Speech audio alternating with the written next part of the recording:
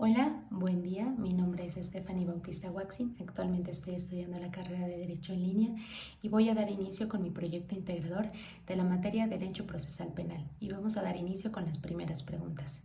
¿Qué es el amparo? El amparo es el procedimiento legal que permite reconstruir el tejido social deteriorado por los excesos del poder y por las disparidades sociales. ¿Cuáles son los aspectos más importantes de la reforma constitucional en el 2011?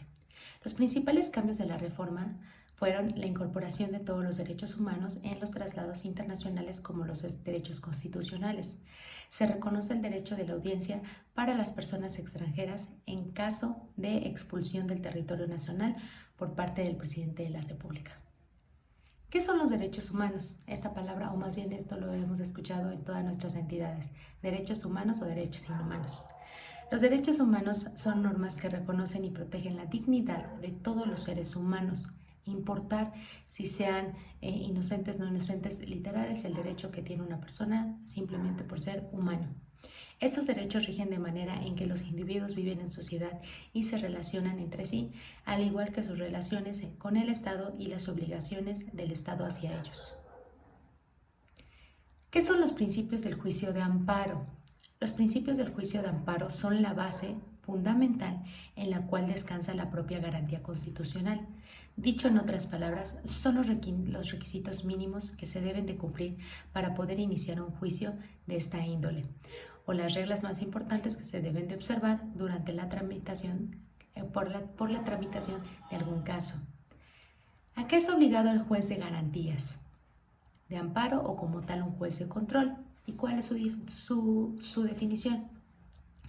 El juez de control califica de legal la detención presentaria de forma de una imputación, vincular al proceso al imputado señalando las medidas cautelares para garantizar que se cumpla la sentencia en el caso de dictarse. ¿Qué es un informe justificado? Es aquel que rinden las autoridades responsables en el juicio de amparo, mediante el cual la autoridad responsable niega la existencia del acto reclamado, o bien lo acepta demostrando, fundando y motivando su existencia como tal. ¿De qué forma pueden decretarse las resoluciones reclamadas y el por qué?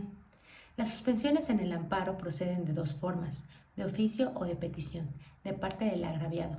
En el primer caso procede de la suspensión cuando los actos importantes o del peligro de la privación de su vida, deportación, destierro o en contra de los prohibidos por el artículo número 22.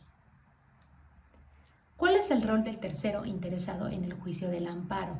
El tercero interesado en el juicio de amparo le asiste ese carácter a quien tiene como interés un contrario al del quejoso, independientemente de la calidad con la que compareció al juicio de origen. ¿Qué es la suspensia de la queja? Para entender por qué decimos queja o quejoso. La suspensia de la queja deficiente en una demanda de amparo es una figura que busca que el órgano de control subsane las omisiones o imperfecciones únicamente en los conceptos de violación o agravio. ¿Qué son como tal las medidas cautelares? Y eso también lo hemos escuchado constantemente. Las medidas cautelares son las dictadas mediante resoluciones judiciales con el fin de asegurar, conservar o anticipar la efectividad en la resolución. ¿En qué artículo constitucional política de los Estados Unidos mexicanos se regula el cambio de la situación jurídica? Nuestra Constitución, fiel a su estructura democrática y a la tradición liberal que recoge las garantías del derecho a la libertad de expresión, se presentan en el artículo 6, en forma general, y en el artículo 7, que establece la libertad de escribir y publicar obras sobre cualquier materia.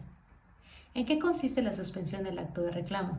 La suspensión en los actos de reclamo constituye en una probidad cautelar en los procedimientos de amparo, cuya finalidad es preservar la materia del juicio, impidiendo que el acto de lo motivado, al consumirse, sea algo irreparable.